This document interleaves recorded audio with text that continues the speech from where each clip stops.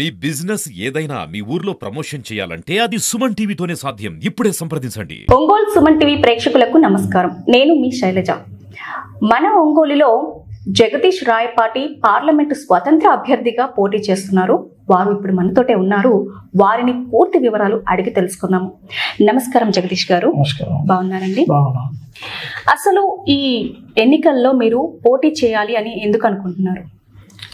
ఈరోజు ఆంధ్రప్రదేశ్కి 2014లో విభజన జరిగిన తర్వాత ప్రత్యేక హోదా విభజన చట్టం హామీలు అమలు చేయకపోవటం, ఆ రోజు ఎంపీలు ఎవరైతే ఉన్నారో 14 మంది 25 మంది ఎంపీలు ఉన్నారు. ఆంధ్రప్రదేశ్ విభజన జరిగేటప్పుడు ఎవరు కూడా మాట్లాడాల. తెలంగాణ ప్రాంతంలో ఉన్న వాళ్ళు నిధులు నియామకాలు నీళ్లతో ఉద్యమం చేసి తెలంగాణను సాధించుకున్నారు అక్కడ ఎంపీలు. మన ప్రాంత ఎంపీలు 5 కోట్ల ఆంధ్ర ప్రజల యొక్క హక్కులను కాలరాసి మళ్ళీ వాళ్ళు రాజకీయ పార్టీలు మారారు. అంటే కాంగ్రెస్ పార్టీ అప్పుడు 25 మంది ఎంపీలు కనుక రాజీనామా చేసినట్టయితే ఆంధ్రప్రదేశ్ రాష్ట్రం ఉండేది. వీళ్ళు వ్యాపారవేత్తలు అవటం వల్ల ఈ ఎంపీలు పార్టీలు మారి మళ్ళీ టీడీపీ వైసీపీలో చేరి టికెట్లు పొంది మళ్ళీ ఆంధ్రప్రదేశ్కి వాళ్ళే ఎంపీలుగా ఉండటం వల్ల ప్రత్యేక హోదా 10 సంవత్సరాలైనా కూడా రాలేదు.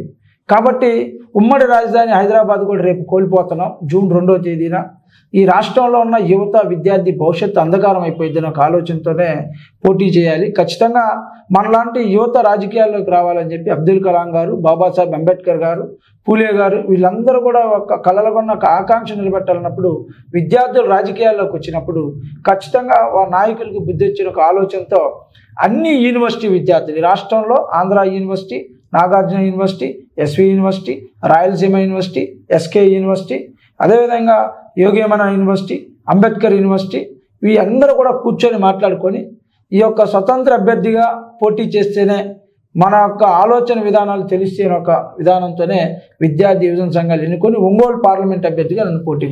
జగదీష్ గారు, మీరు స్టూడెంట్ జేఏసీ స్టేట్ ప్రెసిడెంట్ అని విన్నాము. అలా ఉంటే మీకు అనేది ఒక క్యాడర్ అనేది వేరే పార్టీ వాళ్ళు ఇవ్వచ్చేమో కదా. ఇక్కడ ఇండిపెండెంట్గా మీరు పోటీ చేసి ఇన్ కేస్ మీరు కనుక ఓడిపోయినట్లయితే అలాంటి ఎటువంటి క్యాడర్స్ అనేవి రావు కదా. అలాంటప్పుడు మీరు ఇదే ఎందుకు మీరు ఎన్నుకున్నారు? ఇంక ఈ ఒక 7 రోజుల్లో ఆ ప్రజలందరినీ మేము కలుస్తాం.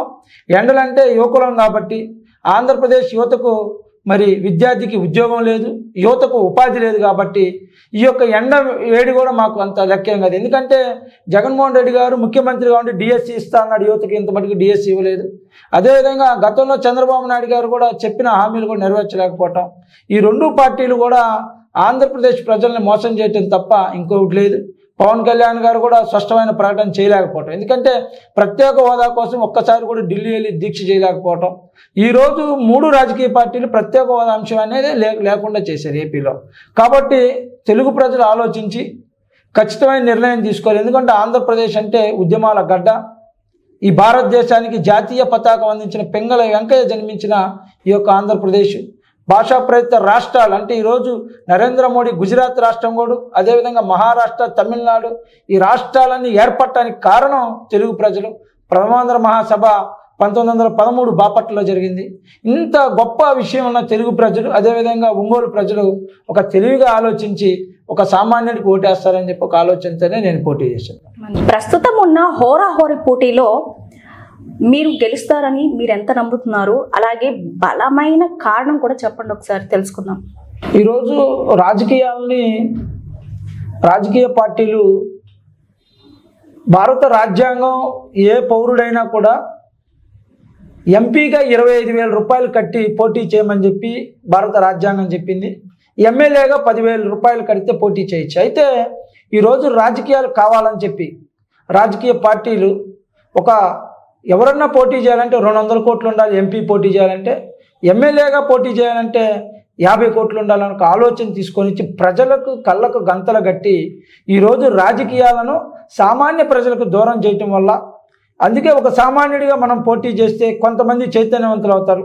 గతంలో నేను ఎమ్మెల్సీగా పోటీ చేసినప్పుడు పెద్దిరెడ్డి రామచంద్రారెడ్డి గారు ఇక్కడున్న నాయకులు కలిసి నా నామినేషన్ని కావాలని ఆపెట్టడం జరిగింది. ఓట్లు చీలుస్తాడు జగదీష్, ఎట్లాగైనా ఆపాలని చెప్పి కలెక్టర్ గారు చెప్పించాలో నా నామినేషన్ ఆపించారు. అయితే నేను హైకోర్టుకి వెళ్ళి ఆర్డర్ తీసుకొని వచ్చా. నేను మళ్ళీ పోటీ చేస్తానని చెప్పి హైకోర్టు ఆర్డర్ ఇచ్చినా కూడా అక్కడ కలెక్టరు రేపు ఎలక్షన్ ఉంది కాబట్టి మాకు హైకోర్టు ఎలక్షన్ ఆపమని ఇవ్వలేదు, నేను పోటీ చేయమని, ఇప్పుడు నేను పోటీ చేయలేని చెప్పడం కూడా జరిగింది. ఇవన్నీ పెట్టుకొని కావాలని చెప్పి ఎట్టి పరిస్థితుల్లో కూడా సామాన్యులు రాజకీయం చేయొచ్చు అని చెప్పి నేను స్వతంత్ర అభ్యర్థిగా ఎంపీగా పోటీ చేయటం వల్ల నన్ను చూసి కొంతమంది కూడా ఈరోజు స్వతంత్ర అభ్యర్థులుగా ఒంగోలులో 25 మంది పోటీ చేశారు, కొండేపిలో కానివ్వండి జిల్లా మొత్తం కూడా పోటీ చేశారు. కాబట్టి త్వరలో రాజకీయాలు సరళీకృతమై సామాన్యులు కూడా రాజకీయాల్లోకి వచ్చే ఒక విధానం మరి వస్తుందని చెప్పి ఆశిస్తున్నాం మేడం. ఒకవేళ మీరు స్వతంత్ర అభ్యర్థిగా గెలిస్తే ఒంగోలు ప్రజలకు చేసే మొట్టమొదటి మంచి పని ఏమిటి, అలాగే ఏమేం చేయాలి అనుకుంటున్నారు? నేను ఒంగోలు ప్రజలకి నేను సమైక్యాంధ్ర ఉద్యమం చేశాను. ఈ రాష్ట్రంలో మొదటిసారి నేనే ఇక్కడి నుంచి స్టార్ట్ చేశా, ప్రత్యేక హోదా ఉద్యమం చేశా. ఒంగోలులో ఈరోజు ఆంధ్రకేసరి విశ్వవిద్యాలయం ఏర్పాటు చేయడానికి నేనే కారణం దానికి. ఎందుకంటే 2009 నుంచి ఉద్యమం చేసి పక్కనున్న గుంటూరు జిల్లాకి యూనివర్సిటీ ఇచ్చారు, ఈ పక్కన ఉన్న నెల్లూరు జిల్లాకి యూనివర్సిటీ ఇచ్చారు, ఈ 13 జిల్లాల్లో 12 జిల్లాలకు ఇచ్చి ప్రకాశం జిల్లాకి యూనివర్సిటీ ఆపారు. నాయకులను కలిసా, మంత్రులను కలిసా, బంధువులు చేసా, రాస్తారోకో చేసి ఆ ప్రకాశం జిల్లాకి ఆంధ్రకేసరి విశ్వవిద్యాలయం సాధించా. అదేవిధంగా ట్రిపుల్ ఐటీని కూడా నేనే పోరాటం చేసి 2015లో మరి చంద్రబాబు నాయుడు శ్రీకాకుళంలో మరి ట్రిపుల్ ఐటీ, బాసర్లో ట్రిపుల్ ఐటీ ఉంది ఉమ్మడి జిల్లాలుగా ఉన్నప్పుడు. కాబట్టి ప్రకాశం జిల్లాలో కూడా ఒక ట్రిపుల్ ఐటీ కావాలని 2015లో లేఖ రాయటం ద్వారా ట్రిపుల్ ఐటీ వచ్చింది. కానీ వాటికి ఇంతవరకు కూడా నిధులు కేటాయించకపోవటం, బిల్డింగ్లు ఏర్పాటు చేయకపోవటం, యూనివర్సిటీ నిధులే లేకపోవటం, యూనివర్సిటీ బిల్డింగ్లు కట్టలేకపోవటం. అదేవిధంగా రామాయపట్నం పోర్టు, ప్రకాశం జిల్లా ప్రజల యొక్క ఆకాంక్ష రామాయపట్నం పోర్టు మరి రావాలి, ప్రకాశం జిల్లా హక్కు, రామాయపట్నం పోర్టు అని ఎన్నో ఉద్యమాలు చేసి ఆ రోజు మ్యారిటైమ్ పాలసీ కింద 2009లో మరి సోనియా గాంధీ గారు ప్రకాశం జిల్లా వెనుకబడి ఉంది, ప్రకాశం జిల్లా ప్రజలకి ఇస్తే ఖచ్చితంగా మరి డెవలప్ చెందిద్దని చెప్పి రామాయపట్నం పోర్టు మాకు ఇస్తే కొంతమంది రాజకీయ నాయకుల కుట్రతో దుగ్గిరాజుపట్నం అని చెప్పి తీసుకెళ్లాలన్న సుప్రీంకోర్టుకి వెళ్ళి తీసుకొని వచ్చిన నెల్లూరు రాజకీయ నాయకుల దెబ్బకి, అంటే నెల్లూరులో ఉన్న రెడ్డి గారులు అందరూ కలిసి ఇది ప్రకాశం జిల్లాకు రామాయపట్నం పోర్టు పోతే ప్రకాశం జిల్లా డెవలప్ అయ్యిద్దని చెప్పి జగన్మోహన్ రెడ్డి గారితో చెప్పించి మా జిల్లాకు వచ్చిన రామాయపట్నం పోర్టు కూడా నెల్లూరు జిల్లా కలుపుకొని కందుకూరు జిల్లా, నెల్లూరు జిల్లా తీసుకుని వెళ్ళినప్పుడు ఈ ఎమ్మెల్యేలు ఎవరు స్పందించకపోవటం, ఎంపీలు ఎవరు స్పందించకపోవటం చాలా బాధేసింది.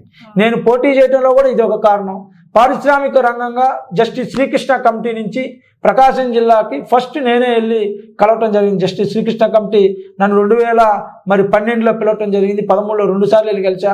2 సార్లు కూడా ప్రకాశం జిల్లాకు సంబంధించి పశ్చిమ ప్రాంతంలో ఉన్న వెలుగొండ ప్రాజెక్టు బాగు చేయండి, వెలుగొండ ప్రాజెక్టు బాగైతే ఆ ప్రాంతం సస్యశ్యామలం అయిద్దని చెప్పి అక్కడ కూడా నేను పోరాటం చేయటం జరిగింది. అది కూడా పట్టించుకోలేదు. ఆ తర్వాత మళ్ళీ దాని గురించి శ్రీకృష్ణ కమిటీకి ఇచ్చాం. దనకొండ పారిశ్రామిక మరి వాడ చేయాలని చెప్పి జస్టిస్ శ్రీకృష్ణ కమిటీ ఇచ్చింది. కానీ ప్రకాశం జిల్లా ప్రజాప్రతినిధులు ఏ రోజు కూడా ప్రకాశం జిల్లా ప్రజల యొక్క ఆలోచన విధానాలు పట్టించుకోవాలా. ఇంత మటుకు యూనివర్సిటీకి నిధులు కేటాయించాలా, ట్రిపుల్ ఐటీకి నిధులు కేటాయించి బిల్డింగ్లు నిర్మాణం చేయాలా, రామాయపట్నం పోర్టు పోయినా కూడా ప్రకాశం జిల్లాలో కలపడానికి మరి రాజకీయ నాయకులు వెనక రాకపోవటం, ఇక్కడున్న యువత పక్క రాష్ట్రాలకు ఉద్యోగాలకు వెళ్ళిపోవటం, అదేవిధంగా దనకొండ ప్రాంతాన్ని పారిశ్రామిక రంగంగా అభివృద్ధి చేయాలని చెప్పి ఒక శ్రీకృష్ణ కమిటీ ఇచ్చిన దాని గురించి మాట్లాడలేకపోవటం, అదేవిధంగా పశ్చిమ ప్రకాశం జిల్లా మరి వెలుగొండ ప్రాజెక్టు కూడా మాట్లాడలేకపోవటం, అదేవిధంగా పశ్చిమ ప్రకాశం జిల్లా 2వ జిల్లా చేయండి అని చెప్పి ఒక డిమాండ్ కూడా పెట్టినా ఇవన్నీ చేయలేదు. కాబట్టి ఫస్ట్ యూనివర్సిటీ నిధులు దాని మీద నేను, తర్వాత మన పశ్చిమ ప్రకాశం వెలుగొండ ప్రాజెక్టు దాని మీద ఖచ్చితంగా కూర్చొని పోరాటం చేసి నిధులు తీసుకొని వస్తా. రామాయపట్నం పోర్టు ప్రకాశం జిల్లాకు వచ్చే విధంగా కూడా నేను ఫస్ట్ గెలవంగానే ఆ పనులు చేస్తాను. ఎందుకంటే ఈరోజు యువతకు, విద్యార్థికి ఉద్యోగ ఉపాధి అవకాశాలు, ప్రకాశం జిల్లా అభివృద్ధి చెందాలంటే ఒక యూనివర్సిటీ ఉంటే అభివృద్ధి చెందింది. ఆ యూనివర్సిటీ ద్వారా ఎన్నో చుట్టుపక్కల మరి పారిశ్రామిక రంగంగా వస్తాయి. ట్రిపుల్ ఐటీ ఒంగోలులోనే ఉంటే ఇంకా బాగుంటుంది. ఈరోజు ట్రిపుల్ ఐటీని ఏం చేశారు వాళ్ళు, కావాలని చెప్పి రియల్ ఎస్టేట్ వ్యాపారం ఆడుంటే ఈరోజు కనిగిరి దగ్గర దోబగుంట తీసుకొని వెళ్ళిపోయారు. మరి ఆ రోజున్న ఎమ్మెల్యేలు వాళ్ళందరూ కలిసి, అంటే ఇక్కడున్న ఎమ్మెల్యేలు కానీ ఎంపీలు కానీ పక్క రాష్ట్రంలో అవటం వల్ల ఎంపీలు వాళ్ళు దీని మీద దృష్టి పెట్టకుండా మేము ఒంగోలు ప్రజల్ని ఎంత డబ్బులు ఇచ్చినా అమ్ముడు పోతారు, వాళ్ళకి డబ్బులు ఇచ్చి ఓటేసుకుంటున్నాం కాబట్టి ఒంగోలుకి మేమేం చెయ్యం, రామాయపట్నం పొట్టు పోయినా పర్వాలేదు మేమేం చెయ్యం, యూనివర్సిటీకి నిధులు కేటాయించిన పర్వాలా మేమేమి చెయ్యం అన్న ఆలోచనతోనే ఉన్నారు తప్ప ప్రకాశం జిల్లాను అభివృద్ధి చేద్దాం అన్న ఆలోచన లేకపోవడం చాలా బాధాకరం అని చెప్పి తెలియజేస్తున్నాను. నేను గెలవంగానే ఫస్ట్ చేసేది ఇవే పనులు చేస్తాను. అందరికీ సుమన్ టీవీ వారికి నమస్కారం.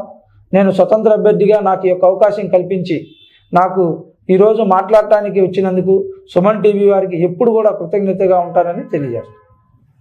నా పేరు రాయపాటి జగదీష్, ఒంగోలు స్వతంత్ర ఎంపీ అభ్యర్థి.